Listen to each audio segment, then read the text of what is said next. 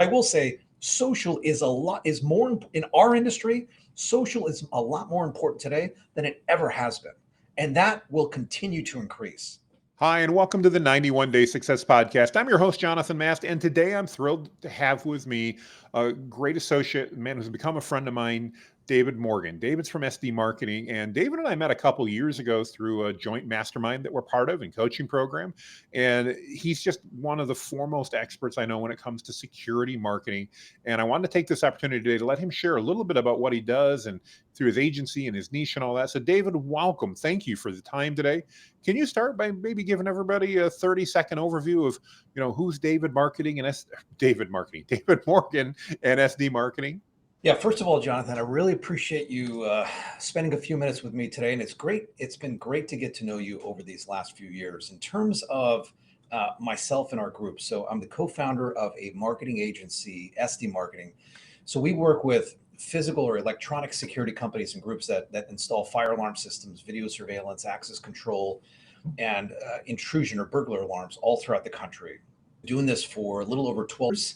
As far as I'm concerned, the best is yet to come. Awesome. I love to ask, obviously that's I don't know anybody else in that niche. I'm sure there are some, but I don't know anybody. How did you guys decide that was a niche that you guys wanted to focus on? And I apologize, I don't know if it's niche or niche. I know it goes both ways, so you'll have to bear with me on that. But how did you guys decide that was a market you guys wanted to pursue? Well, it's interesting, Jonathan. A number of years back, I kind of fell into it, and I didn't know much about security. I mean, of course, we all may know the industry by ADT, which is the largest group in our space. But besides that, I really didn't know much about home alarm systems or business alarm systems. And long story short is, I started working for a individual. This was a little after my son was born, and I was taking some time off, and he kept asking, "Hey, I'd like for you to come work with me." This is someone that I'd met a couple of years prior. "I'd like for you to come help. You know, I've got some business development strategic partnerships with a couple of the who's who in the industry." And long story short, I end up joining his group. We worked together for about a year and a half. Things, as we parted ways, I started this group, and I'll share with you a quick funny story. So I thought this industry was 800 security companies, and little did I know there were 17, 18,000 plus of them. But it has been such a tremendous. I've made lifelong friends in this industry, and I've learned so much. And our industry is rather complex. It's interesting. You mentioned a couple of minutes ago about how it's like this is not like maybe some of the more traditional vertical Mm-hmm. markets for a marketing agency like us, like for example, attorneys or someone in the medical industry, or let's just say some of the like plumbers, roofers, HVAC as an example. I will say our industry is rather complex, and especially with the advancement of AI, it's made it even more complex. I'll share with you one last quick thing. Over these last 12 years, there's been only one agency that has exhibited at the largest industry trade show in our vertical market, and that's us. And the reason being is our customers are rather risk adverse. It has taken a lot to get us to where it is that we are today in terms of the relationships and things in that regard. Our industry trade shows are very expensive. I'll give you an example. To exhibit at our big trade show of the year, a 10 by 10 booth is $12,000. When we first started 12 years ago, it was a little over 6,000 for that. And that's just for the floor Wow. space, let alone everything else. So, Yeah, definitely. It adds up quickly, and that's interesting. It's interesting how you mentioned that vertical, that niche is a bit risk averse. I suppose that makes sense based on what they're doing and what they're in, obviously. You don't want a risk taker necessarily managing your security and access systems. So that makes a tremendous amount of sense. Talk to me about changes you've seen there. I mean, from a marketing perspective and that over the last 12 years, any particular trends that jump out or changes that have been dynamic that you've seen that you can share with our audience there, David?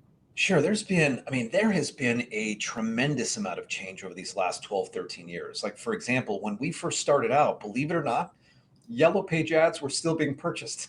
I didn't mean to Yeah, I laugh about believe it. that. Sure. But it's like we take into consideration where we are today, and literally just a short 12 plus years later, I haven't heard that in years. In Mm. terms of, it's interesting. I remember the very first. Actually, if you don't mind, John, I want to share one other quick story. So I Please remember do.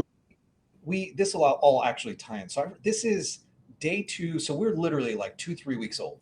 We have zero customers. We've got our trade show booth. It's my business partner and I. We agreed to I will do all the biz dev, I will manage the counter project management, he'll do the rest. And we go to the show. It's day two. I'll share with you how naive we were back in the day. We literally made clipboards with contracts, and we wagered $1, but it was more of the who's going to have the bragging rights of bringing in the first Yes. customer. And what happened was on day two, it took about an hour and a half or 2 hours, but I would not let him go. I had a prospect, and it took about 2 hours, but he literally signed the agreement on the fly. And the reason why I bring this up in terms of answering your question, one of the things that my business partner was really good at back in the day was Adobe Flash. And for those of us that have Sure. been in design for a number of years, you'll actually know what we're talking about. Of course, that's no longer around as of a number of years ago. But like, it was interesting how the principles and the things that he understood and he interpreted, like those principles still hold true today. Obviously, Flash no longer works on websites, let alone mobile devices. Right. But like, fast forwarding to where it is that we are over these last couple of years, like, you take into consideration, well, I'll just say this last 12 months, we all it's no we all know that AI has been this huge tidal wave and lightning speed. Like, I would say 6 to 8, 9, 10 years versus what's happened over these last 12 months. It's like what's happened over these last 12 months in digital marketing has far surpassed what's happened over the previous 10, 11, 12 years. And I expect for that to continue to happen. And to me, where we leverage, and Jonathan, I'll share, like, one of the things that I have greatly appreciated about our friendship, our relationship, and some of the advising that you helped us with, is to really help us to hone in our skills to be able to utilize these tools. And by the way, not just for writing content, but to be able to research, to be able to essentially have our team have more of these ninja or superpowers, so to speak, if that makes Hmm. sense. As Absolutely. opposed to just, hey, write a blog about X, Y, or Z. I mean, sure, like anyone down the street can figure that out. But it just there has been, there has been such significant change. And I'll finish with this. It's happening at lightning speed, and I believe it's going to continue to happen even more quickly. No, I totally agree with you. And I think what's been so exciting watching it, and it's certainly, I think AI is a big part of that. I'm a huge fan when it comes to AI and leverage it. And thank you for the kind words. I appreciate it. But I'm curious inside of your industry, mentioning that security companies tend to be a bit more risk averse. Have you seen any pushback or concern about how AI fits in, or because they also are technical people as a general rule, do you see that they're embracing AI maybe at a faster rate than maybe what some other industries are? I'm kind of curious how that fits in. Yeah, so from two different layers, right? So it's interesting. I just had a conversation with one of the members of our team a little earlier this morning about this. But like, in terms of AI, our industry on one end of the spectrum has really adapted AI, because keep in mind, being that we, like, for example, one of the things that is done is when you take into consideration video surveillance, which is the number one solution or service in our industry Mhm. by far. It's like everything else all put up together does not equal that of video surveillance in terms of the demand gen from that of the end user. In terms of where AI has been highly adopted, what AI is allowing is layering AI on top of video surveillance as a service to be able to filter out false or nuisance alarms with that of the monitoring center. So these are the groups that will, let's just say an alarm activation goes off, the alarm Mhm. signal goes to a third party that happens to be a monitoring center. Most of them, by the way, in a side note, are actually done by third party. So independent monitoring centers that are Interesting. hundreds or thousands of these low companies, just because the amount of dollars and the people processes that are required, cost prohibitive. I mean, you need to have at a very minimum 3 to 5,000 customers that are paying you a subscription in order to be able to. And by the way, that number is continuing to increase, and AI Oh, I and all this bet. technology is part of that.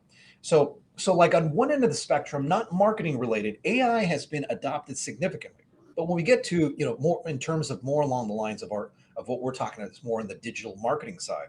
There's it's a mixed bag. We have some groups that are taking advantage of it, and some of them are taking advantage of it directly by utilizing the likes of like a chat GPT, adcreative.ai, some of these other related tools that are utilizing this. But I will say, in a general sense, most groups that are doing this in-house are not utilizing it to its full extent or its full capability. I mean, this is why for us, you know, we believe that this AI is significantly disrupting how digital marketing, how marketing is done, to us. And the way that we approach this is rather than trying to, push it aside or say, wait a minute, how do we not reference the fact that we're utilizing AI? It's not that we want to shout this from the mountaintops that we're utilizing it, but really what our approach to this is it requires that of someone that has the skill set to be able to provide the inputs and to be able to manage or to review that of the outputs of it and to make adjustments.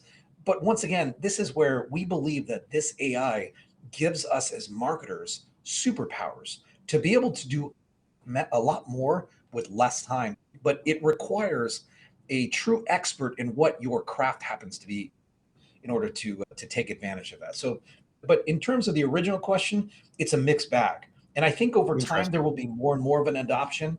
Our industry is very unique, but once again, I'll actually finish with this. It's interesting. Our industry, whereas we are a tech-based industry, in certain regards, we're almost like more of a dinosaur. And a lot of it has to do with the risk.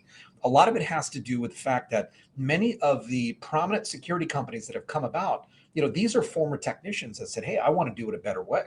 And their Hmm. area of expertise is not necessarily marketing, as an example, which is, Sure. why we've been able to do the great things that we've been able to do.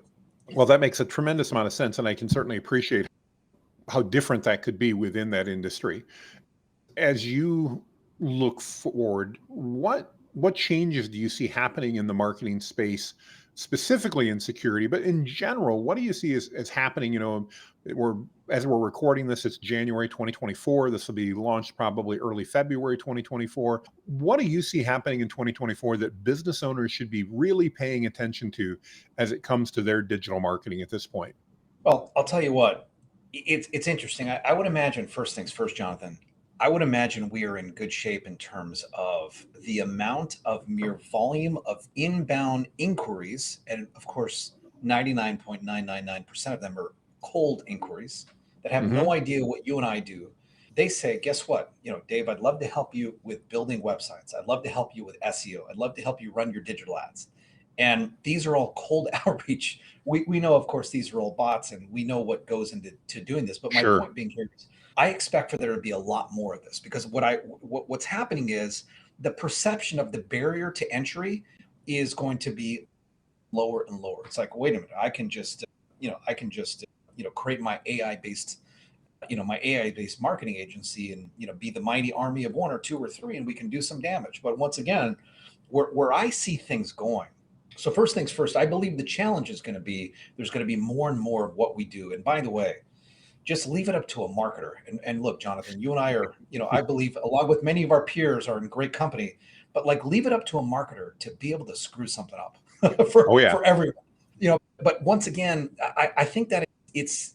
I believe that as we continue to matriculate and as we continue to evolve in terms of marketing, whereas even though like when we first started a number of years back, we're like, okay, we do digital marketing for the physical or electronic security industry. But what I believe things are going to transpire is there's going to be more and more refinement. So it's instead of offering all these things, it's going to be offering less and less, but it's Mm. getting much, much deeper into it. That's where I see things going.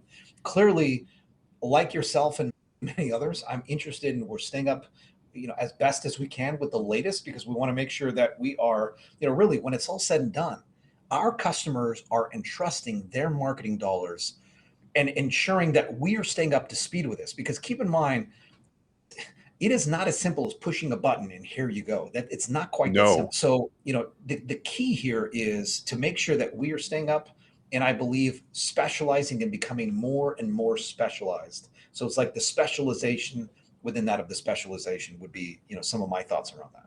Well, I think you're absolutely spot on. It reminds me actually of a question I just got last week, and I'd love to get your take on it. Was talking to one of my clients, as you know, I try to be very specialized in what I do, focused on AI and that.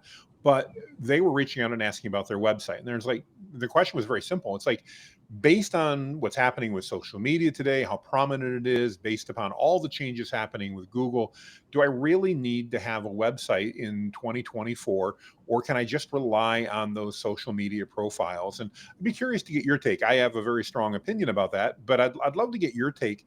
Again, imagine a security company coming to you and saying, hey, with everything going on, isn't it just more important that we simply have a strong presence online apart from that? How would you advise somebody with that type of a question? Sure. So I'm going to answer that in two ways. So if you're in the industry, and then generally speaking outside of the industry. So in our That'd be great. industry, Thank you. so in our industry, first things first is absolutely, we are years away from something like that even being a possibility. And I say that because I don't have one in front of me, but believe it or not, we have a number of prominent paper-based or physical magazines that actually get read to this date. And where I'm Wow. going with this is, especially when we get to, there's segments within our industry. I won't get into all the detail, but there's segments of our industry, whereas, because we are not experts, obviously, outside of security. But when we take into consideration the various segments, and there's three different segments at a high level in our industry, we can see the percentage of overall traffic that comes from that of a mobile device versus that of desktop or tablet or what have you. And keep in mind, some of the groups that we work with, they sell into the DoD, they sell into the federal government, they sell into, Good point. they sell into that of the Fortune 1000. And keep in mind, there's this, sure, on the other end of the spectrum, they're selling into the homes and things in that regard.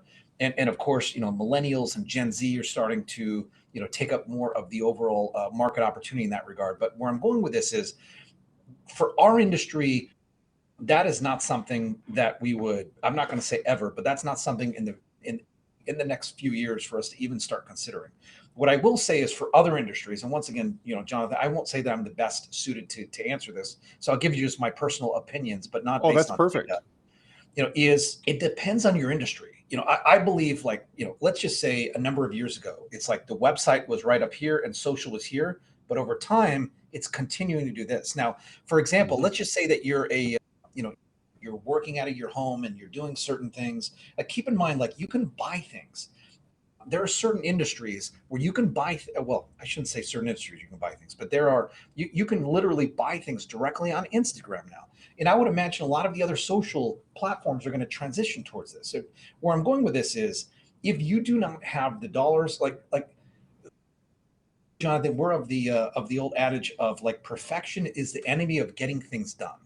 Yes. And if like, and like, how easy for us to set up, let's just say, a Facebook or Instagram page, like that can be done with, right? Yep. Absolutely. So it's, to me, dependent upon the type of business that we offer. And by the way, also, if we are very, how do I say this? Like, let's just say if we're a restaurant or a bar, I'm not insinuating, by the way, that, like, not having a website isn't important.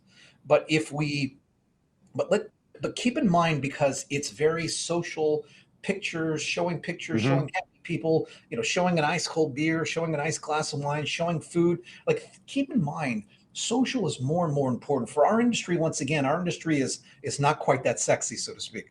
So social is not important. But I will say, social is more in our industry. Social is a lot more important today than it ever has been, and that will continue to increase. Well, and I totally get where you're coming from with all that. I know my answer, just in full disclosure to them, was that, I get where people are coming from with that, but I still believe, if for nothing else, from a control perspective, every business at least needs a basic website. The complexity of that website may have to differ depending upon what business you're in and who you're serving and all that. But even, this weekend was a prime example. My wife and I were out on a motorcycle ride. We went past this restaurant we're not familiar with. Everything smelled great and everything else, even from the road. And I'm like, we got to check that place out. I wanted to see their menu. I wanted to see their hours. I wanted that all to be easy. And unfortunately, on social media, it's not always easy to figure all that out.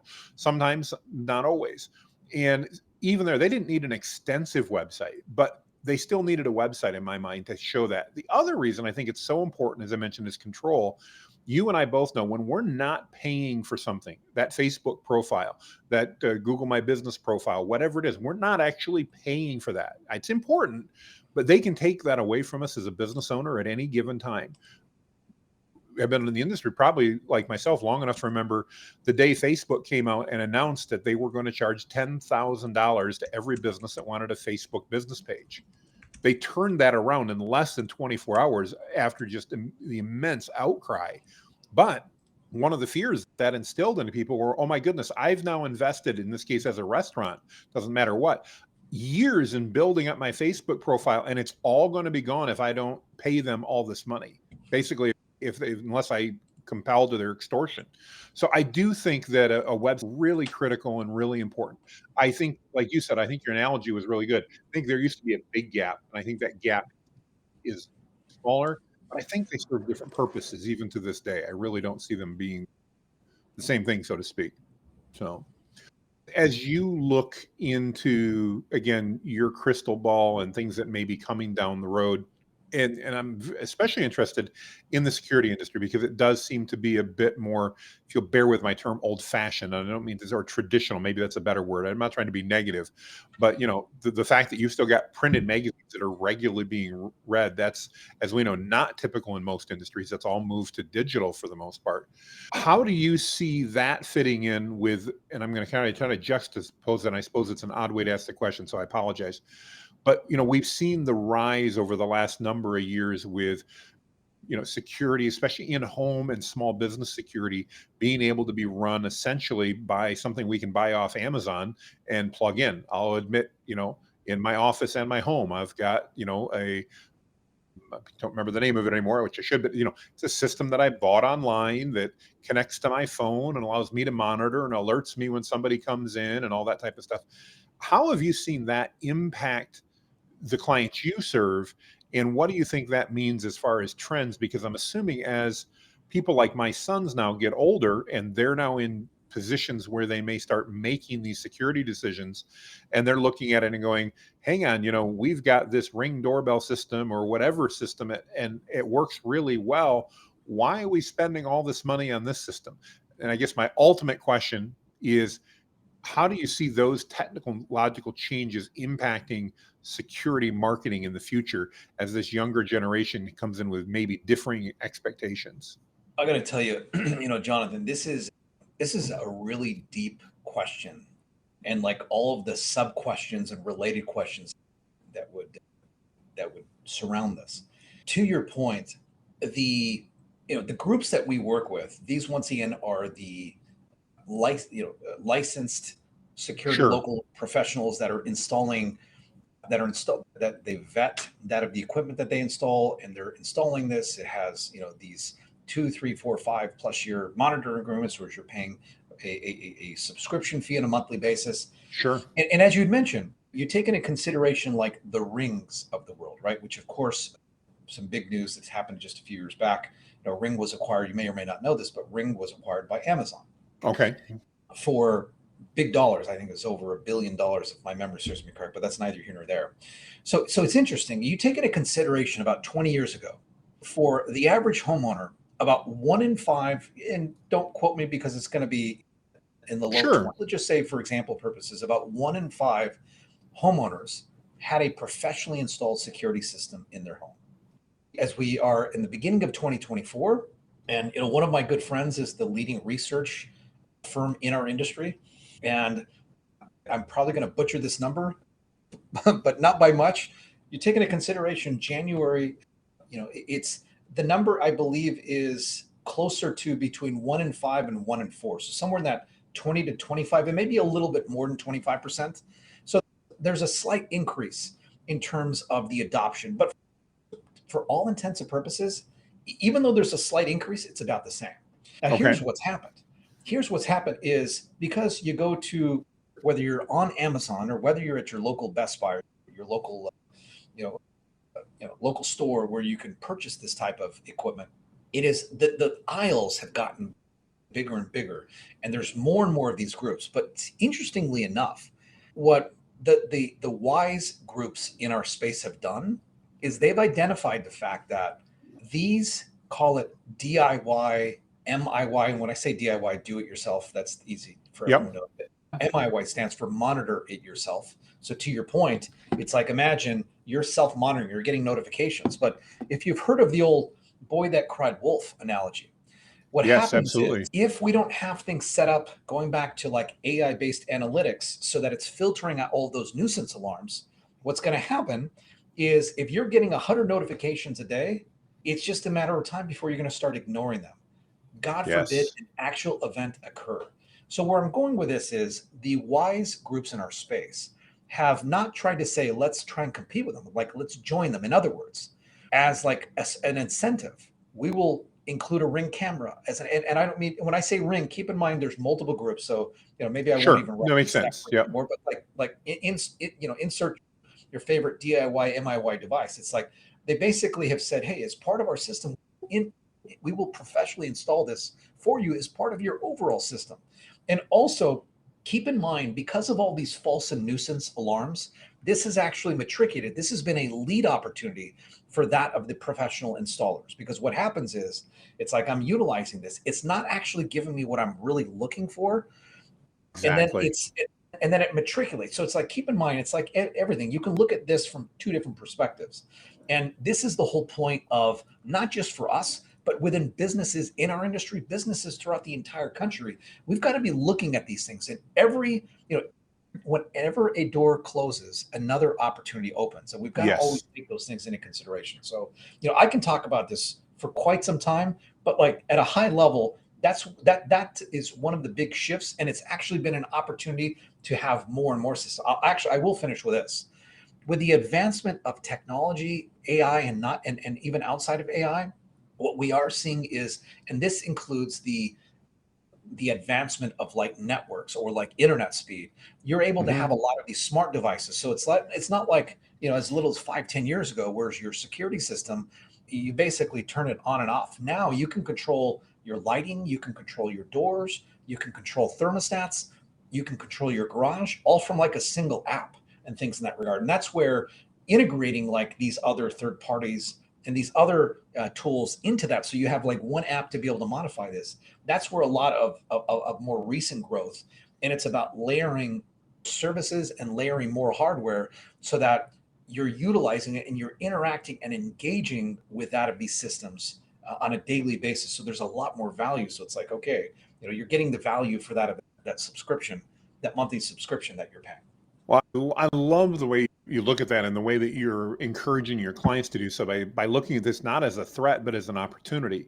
Because it probably is both at the end of the day. But when embraced properly, it's an opportunity for the security companies to demonstrate where that, we'll use Ring as an example, where that may be appropriate and where it's not, and then explain and educate to the customer how their systems are very different. Some of those customers, like the DoD, are certainly going to understand that, but others may not.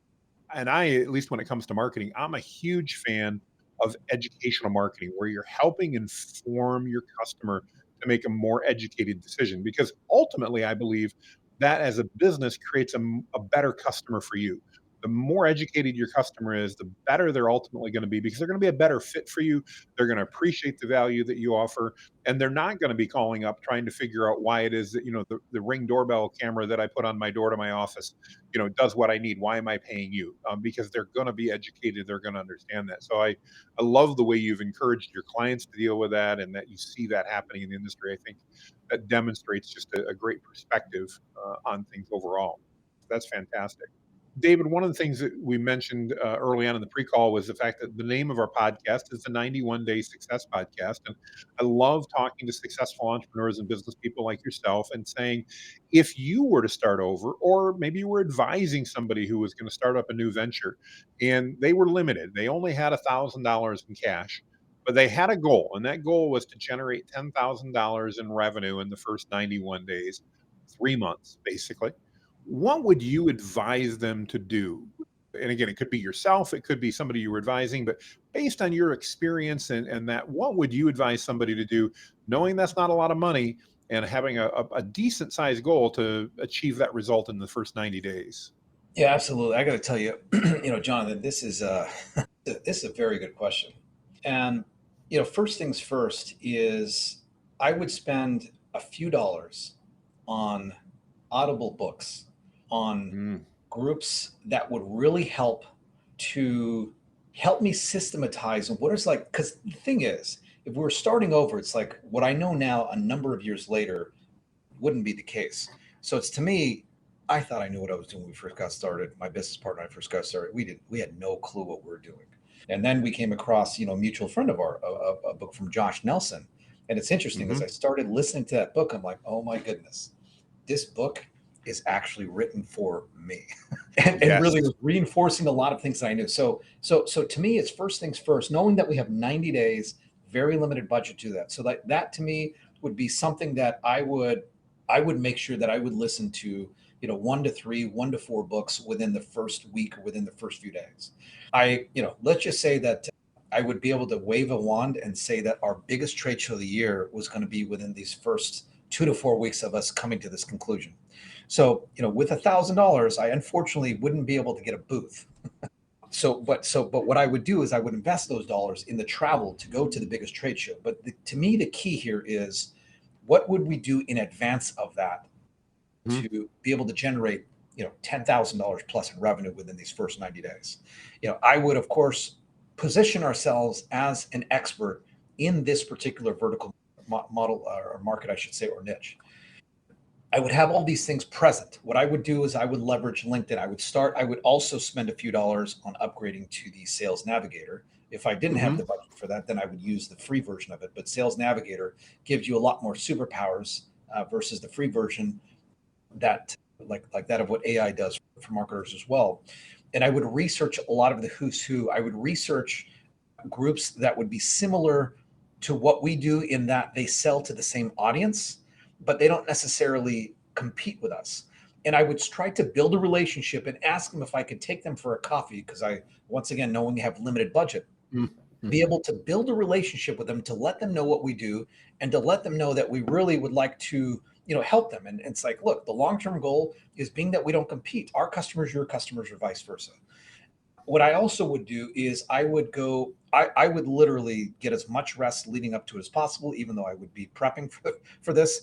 And from the moment the sun came up until midnight ish, or even after, I would be physically present. I would be present. I would, even because, look, a lot of business happens at the bars. And I would try Sure. my best to stay at the hotel, or where, or near where the hotel, where all the attending. And to me, it's just a matter of, you know, obviously, once again, I wouldn't have the opportunity to be able to have a booth, but like, be able to be present, to get as many leads as possible, to make some friends, i.e., make, if possible, to make a few friends or some contacts prior to, and to roll with that during this trade show. To me, look, Murphy's laws, you wouldn't be in front of the trade show that at that time. But to me, if that were the case, that would be huge, because you could literally, like, with the right trade shows, even if these are smaller trade shows, especially when you're getting started, this could make your year. There are many other things that I would recommend, but being that we have, it's like, what is the one thing that I would do with limited budget, knowing that we need to generate some revenue? That would be how I would approach that. I think that's a brilliant idea, and certainly with some planning, it could very well be, if we're starting a new venture, to do that. And I think that, first of all, kudos on coming up with an answer. We've done, I believe, 54, 55 of these episodes now, and nobody's recommended that. So one, kudos on unique, but I love the idea as well, because David, that makes so much sense. It reminds me of one of the first trade shows I went to when I started my agency years ago. And again, didn't have a big budget, and we simply went as a participant. But we spent our goal was exactly what you said. We spent the entire day at the show meeting people, talking to people, networking with people. And then we spent that night at the bar drinking a diet soda or a Coca-Cola instead of a beer, so we could be there all night long. And it worked wonders. It allowed us to gather, as you mentioned, a bunch of contacts and a bunch of relationships that we were able to turn into real business quite quickly. Because while virtual, like we're doing here, is great, nothing matches that ability to sit and break bread with somebody or shake their hand or whatever the case is. It creates a better connection, and it makes you real. And certainly in today's society, regardless of your vertical, that need to prove that you're legitimate and you can't do any better than being there in person is a great way to do it. I love that idea. That may be one of my favorites yet. So David, thank you. I think that's a fantastic answer. Just really good. question for you. If we've got people obviously listening in our audience in their cars, some are going to be watching the video, some may be catching it later. If somebody's listening to this and they're like, I need to talk to David, what's the best way for them to reach out to you, David, and get a hold of you? Yeah, so a couple things. I would say LinkedIn. So I spend most of my social media time specifically on LinkedIn. Now, the problem is there are many David Morgans on LinkedIn. So if you can find me there, if you wouldn't mind personalizing the invite request and just reference the fact that you heard me with Jonathan. The other thing is I'll give you, our website, although I feel like we're with our website, I feel like we are that of the shoemaker with kids that don't have shoes at home. Oh, yes. The cobbler's children need new shoes. Yes. Yeah, but like you can get to our website through my email, but my email is dmorgan, so DMORGAN at sd.marketing. What I would suggest though is to get past the Zoe, who she manages all my email. You want to reference the fact that you listen to this on Jonathan's podcast, and you'll be able to get through Zoe to get to me. But yeah, those would be probably the best ways to get a hold of me. Excellent. And we'll put links here in the podcast as well as in the show notes. And I want to encourage you, if anything David said has resonated with you today, reach out to him. He's an immense resource with a ton of knowledge, and certainly well worth a conversation, especially if you're in the security field at all or in any of those related ancillary fields. Nothing like dealing with somebody that knows your industry, understands with, and can help you facilitate and make the best return on those marketing dollars that you put in. So if you've been listening with us on the podcast today, we want to thank you for sticking with us. We so appreciate your listenership, your viewership, if you're watching the video. If you have any questions, please let us know. And we certainly would love your feedback. We would appreciate your 5-star review on the podcast. We love those thumbs up and the reviews. And don't forget to subscribe so you get notified every time one of these episodes comes out, which is every Friday at 10 o'clock. With that, make it a great day, and we'll see you on the other side.